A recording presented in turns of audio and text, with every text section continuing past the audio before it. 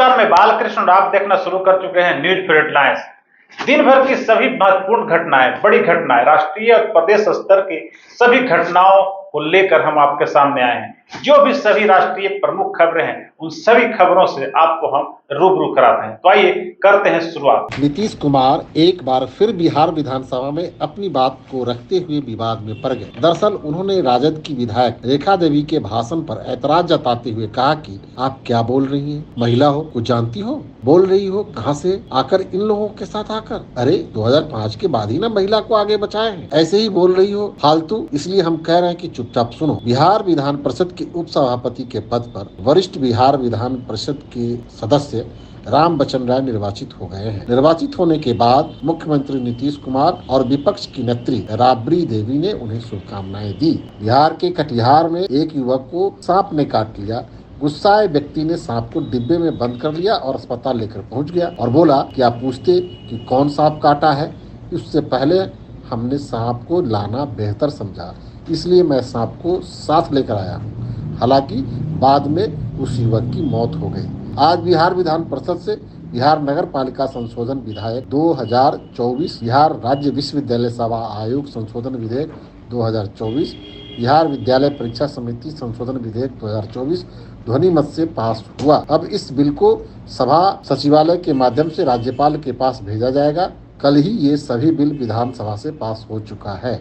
Vande Bharat train को लेकर लोगों के दिलों में हमेशा इच्छा रहती है कि यह ट्रेन उनके शहर से गुजरे ताकि उन्हें भी इस ट्रेन से सवारी करने का आनंद मिल सके। लोगों को भारी डिमांड को ध्यान में रखते हुए कई रूटों पर वंदे भारत ट्रेनों का परिचालन किया जा रहा है। बहुत ही जल्द पटना और टाटा नगर के बीच भारत इस ट्रेन को शुरुआत की जाए। केंद्रीय मंत्री राजीव रंजन सिंह ने बिहार के पूर्व मुख्यमंत्री राबड़ी देवी पर तंज कसा है। रंजन सिंह ने कहा है कि उन्हें बजट कहां समझ में आएगा। मंगलवार को उन्होंने केंद्रीय वित्त मंत्री निर्मला सीतारमण की तरफ से पेश किए गए बजट की खूब तारीफ की। साथ ही कहा इस बजट में बिहार की योजनाओं की भरमार है। उन्होंने कहा कि राबड़ी देवी जी जो बजट पर ही प्रतिक्रिया दे रही है कितना लंबा करती हैं, वह भी कभी देख लिया कीजिए। बजट जैसा चीज उनको कहां समझ में। बॉलीवुड अभिनेता सलमान खान ने घर पर हुई गोलाबारी के मामले में बड़ा दावा किया है। खबर यह है कि मुंबई पुलिस के सामने सलमान खान ने कहा है उन्हें लगता है कि गैंगस्टर लॉरेंस बिश्नोई ने ही उन्हें मारने की कोशिश की थी। आपको मालूम होगा कि 14 अप्रैल को 2 बाइक सवारों ने एक्टर के बांद्रा स्थित आवास पर गोलाबारी की थी। इसके बाद पुलिस ने कई लोगों को गिरफ्तार किया था। सुप्रीम कोर्ट ने मंगलवार को जमानत पर रोक लगाने से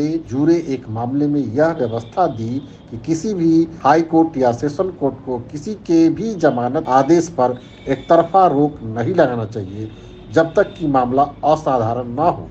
इसके साथ ही सुप्रीम कोर्ट ने यह भी कहा कि अगर कोई अदालत आरोपी की सुनवाई के बाद जमानत पर रोक लगाने का फैसला करती है तो ऐसा केवल दुर्लभ स्थिति में ही किया जाना चाहिए। सुप्रीम कोर्ट ने पंजाब एवं हरियाणा हाई कोर्ट द्वारा शंभू बॉर्डर को खोलने के आदेश पर फिलहाल रोक लगा दी। साथ ही सिर्फ अदालत ने इस मसले पर निर्णय लेने के लिए एक समिति गठित करने का आदेश दिया है। समिति में अधिकारियों, किसानों और सामाजिक कार्यकर्ताओं को शामिल करने का निर्देश दिया गया है। बिहार विधानसभा में आज पेपर लीक कानून पास हो गया, जिसके तहत 10 साल की सजा और 1 करोड़ के जुर्माने का प्रावधान है। अब वही अभ्यर्थी के शामिल होने पर 3 साल सजा तथा 10 लाख का जुर्माना है।